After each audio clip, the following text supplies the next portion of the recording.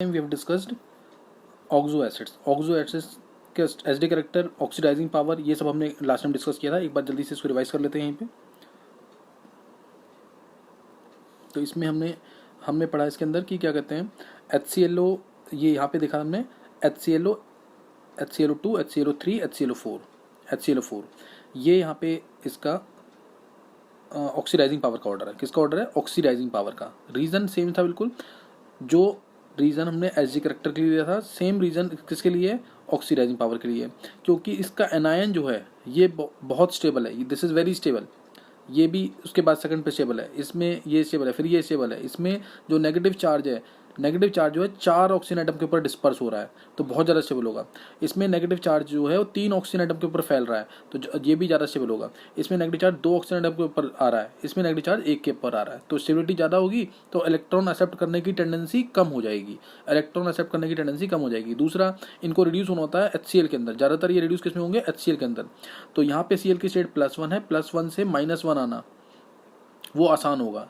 +1 से -1 आना आसान होगा। ये HClO में +1 है, इससे -1 आना ये इजी होगा, इसलिए HClO बहुत ऑक्सीडाइजिंग है। ध्यान रखना, ये उल्टा लिखाते हैं। एसिडिक कैरेक्टर बोलेंगे तो HClO, परक्लोरिक एसिड सबको पता है कि द स्ट्रॉन्गेस्ट एसिड है, ये स्ट्रॉन्गेस्ट एसिड है। H2SO4, HNO3, HCl सबसे स्ट्रॉन्ग एसिड HClO4 है, लेकिन ऑक्सीडाइजिंग पावर का आंसर उल्टा है। थर्मल स्टेबिलिटी भी बताया था मैंने, जो HClO4 की ज़्यादा होती है। नेक्स्ट अब इसके अंदर हमने डिस्कस किया था HOF, ये भी डिस्कस कर लिया था हमने। HOF अगर हाइपोहेलस एसिड्स हैं, HOF, HOCl, HOBr और HOI, अगर ये हैं तो इसमें भी स्टेबिलिटी ऑर्डर, इसमें एसिडिक कैरेक्टर HOF का सबसे ज़्यादा था। रीज़न F की ये इलेक्ट्रोनेगेटिविटी का ऑर्डर है, this was electronegativity order. F की इलेक्ट्रोनेगेटिविटी ज़्यादा, तो ये ज़्यादा इलेक्ट्रॉन खींचेगा, तो OH बॉन्ड ज़्यादा पोलर हो जाएगा। OH बॉन्ड ज़्यादा पोलर होगा तो वीक हो जाएगा, इसलिए बॉन्ड टूट जाएगा। HOCl के अंदर HOCl में अब इधर तो F इलेक्ट्रॉन खींच रहा था, इधर तो Cl को इलेक्ट्रॉन देने पड़ जाएंगे, because O is more electronegative, तो OH बॉन्ड की पोलैरिटी उतनी नहीं हो पाएगी। इसके अंदर भी Br तो और इलेक्ट्रॉन देगा, Br is less electronegative, I तो सबसे ज़्यादा इलेक्ट्रॉन देगा।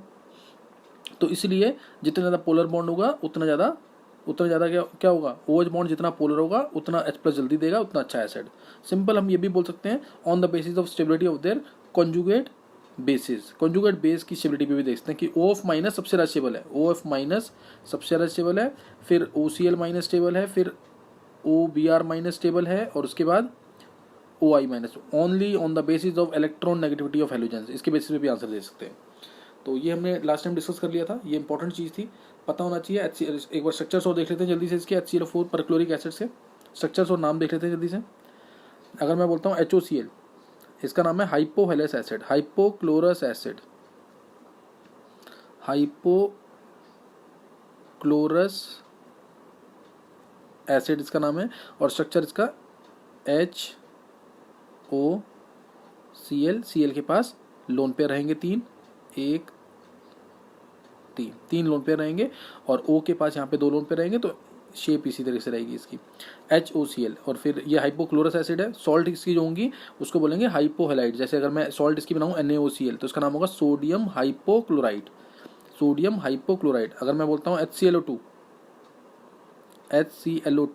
तो इसका स्ट्रक्चर भी इसी तरीके से कुछ आ जाएगा, HClO2।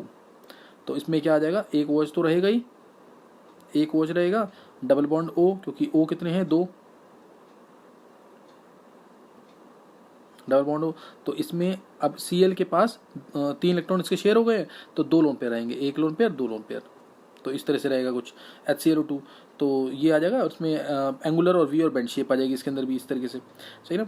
तो इसमें ये इसका अगर मैं एसिड की बात, सॉल्ट की बात करें, तो NaClO2 बनेगा सॉल्ट इसका। NaClO2 नाम क्या होगा इसका? ये है chlorous acid, this is called as chlorous. ये क्लोरस एसिड है, तो इसकी सॉल्ट का नाम होगा सोडियम क्लोराइड। नाम याद रखना इसका, सोडियम क्लोराइड नाम है इसका, सोडियम क्लोराइड। ऊपर क्या नाम था? सोडियम हाइपोक्लोराइड, ये सोडियम क्लोराइड होगा। फिर HClO3 की बात करें, तो इसमें 1 लोन पेयर रह जाएगा, HClO3, डबल बॉन्ड O और एक OH, और यहाँ पे आ जाएगा 1 लोन पेयर आ जाएगा। तो इसका नाम है, अब ये है क्लोरिक एसिड, तीसरा क्लोरिक एसिड, और इसकी सॉल्ट का नाम होगा जैसे NaClO3 या KClO3, तो सोडियम क्लोरेट, सोडियम क्लोरेट, ये हमने पहला डिस्कस किया, ये दूसरा डिस्कस किया और ये तीसरा डिस्कस किया। फोर्थ लास्ट है perchloric acid which is the strongest acid, perchloric acid जो कि स्ट्रॉन्गेस्ट एसिड है, ये स्ट्रॉन्गेस्ट एसिड है HClO4 और इसका स्ट्रक्चर 3 डबल बॉन्ड O और एक OH, double bond O double bond O double bond O और एक OH, तो ये स्ट्रक्चर आ जाएगा इसका। दिस इज पर क्लोरिक एसिड, सॉल्ट का नाम सोडियम पर क्लोरेट, ध्यान रखना सोडियम पर क्लोरेट, इसको बोलते हैं पर क्लोरिक एसिड है लेकिन इसके अंदर कोई परऑक्साइड लिंकेज नहीं है, ध्यान रखना चीज़ का, परऑक्साइड लिंकेज नहीं है इसके अंदर, सोडियम पर क्लोरेट नाम होगा इसका। तो ये हमारे चारों एसिड्स हैं जो क्लोरीन सारे बनाता है। ब्रोमीन कौन सा नहीं बनाएगा, ब्रोमीन एक तो प्लस ये नहीं बनेगा, HbRO2 नहीं बनेगा और HiO2 नहीं बनेगा, ध्यान रखना HbRO2 और HiO2 नहीं बनेगा। और फ्लोरीन तो एक ही बनाता है, सिर्फ क्या बनाता है HOF, ना HOCl ना HOBr ना सॉरी HOF बनाएगा, ना HFO2 ना ही HFO3 ना ही HF4, क्योंकि fluorine can not show positive state. ये क्वेश्चन आते हैं कि फ्लोरीन डिस्प्रोपोर्शनेशन क्यों शो नहीं करता, फ्लोरीन एक ही हाइपोहेलेस एसिड क्यों बनाता है, तो दोनों का आंसर एक ही है। फ्लोरीन जो है हाईली इलेक्ट्रोनेगेटिव एटम है, मैं एक बार लिख देता हूँ उसको, इंपॉर्टेंट है ज़्यादा। Fluorine forms only one oxo acid, ये एक ही ऑक्सो एसिड बनाता है, क्यों, HOF, F नेगेटिव और H पॉजिटिव इसके अंदर, और and does not show disproportionation, does not show, दोनों क्वेश्चन मैंने एक साथ लिख दिए हैं, डिस्प्रपोर्शनेशन ये क्यों शो नहीं करता, तो इसका आंसर क्या आएगा, आंसर आएगा फ्लोरीन स्मॉल साइज होता है, हाईली इलेक्ट्रोनेगेटिव है, हाईली इलेक्ट्रोनेगेटिव है, most important absence of vacant D orbitals, absence of vacant D orbitals, ये लिख सकते हैं सारे पॉइंट्स में भी लिख सकते हैं इसको। Can not show positive, can't, absence of vacant D orbital can't show positive oxidation states, can not show positive oxidation state, इसलिए फ्लोरीन जो है एक ही ऑक्सो एसिड बनाता है और फ्लोरीन डिस्प्रपोर्शनेशन भी शो नहीं करेगा, डज नॉट शो डिस्प्रपोर्शनेशन, तो सिर्फ एक ही ऑक्सो एसिड कौन सा बनता है इसका, HOF बनता है। तो ये सारी बातें हम डिस्कस कर चुके हैं पहले, थोड़ा बहुत हमने इसको रिव्यू किया है। नेक्स्ट अब हमारे जो टॉपिक्स इसके अंदर रह रहे हैं वो है क्लोरीन, हालांकि मैन्युफैक्चरिंग हम सबकी कर सकते हैं, फ्लोरीन की भी, ब्रोमीन की भी और आयोडीन की भी, कोर्स में हमारे सिर्फ क्लोरीन है, मैन्युफैक्चरिंग ऑफ क्लोरीन। तो क्लोरीन स्टार्ट कर रहे हैं, क्लोरीन और फ्लोरीन की जो मैन्युफैक्चरिंग है वो तो हमारे बहुत स्पेशल मेथड से प्रिपेयर होता है, K2MnF6 से SPF5 डाल के, तो वो भी एक बार एम्स में पूछा हुआ क्वेश्चन, लेकिन वो हमारे कोर्स में नहीं है तो उसको डिस्कस नहीं करेंगे। K2MnF6 प्लस SBF5 वो देता है फ्लोरीन को, KSBF5 वगैरह बन जाएंगे इसमें, KSBF6 और साथ में फ्लोरीन मिल जाएगा, तो वो ध्यान रखते हैं, ध्यान रख लेंगे, अदरवाइज वो कोर्स में नहीं है तो वो डिस्कस नहीं कर रहे हैं। हम स्टार्ट कर रहे हैं क्लोरीन से, क्लोरीन Cl2, हमारे कोर्स में सिर्फ क्लोरीन है, ब्रोमीन भी नहीं है ना आयोडीन है, प्रिपरेशन से ना, प्रिपरेशन वगैरह इसकी। तो method of preparation, method of preparation क्या होगा क्लोरीन गैस का, तो उसके लिए ये हमें पता ही है, ग्रीनिश येलो गैस होती है, गैस कौन सी है, ग्रीनिश येलो गैस है ये। फिर इसके अलावा जैसे इसके अंदर प्रिपरेशन में आ जाएगा सबसे इंपॉर्टेंट प्रिपरेशन MnO2, मैं एडवांस लेक्चर्स में इसके डिटेल में डिस्कशन करूंगा, बहुत सारी प्रिपरेशन हो सकती हैं इसकी, तो अभी तो जो NCERT में सिर्फ वो डिस्कस कर रहे हैं हम। MnO2 इसमें HCl डाल देंगे, MnO2 में HCl डाल दिया तो MnO2 यहाँ ऑक्सीडाइजिंग एजेंट है, HCl यहाँ पे रिड्यूसिंग एजेंट है, तो मिल जाएगा MnCl2 plus greenish yellow gas chlorine, greenish yellow gas chlorine मिल जाएगी। ये इंपॉर्टेंट रिएक्शन है, काफ़ी बैलेंस कर सकते हैं, रेडॉक्स रिएक्शन है, इसको बैलेंस किया जा सकता है, प्लस H2 मिल जाएगा साथ में, प्लस H2, तो ये इंपॉर्टेंट रिएक्शन है काफ़ी, इसको करना है।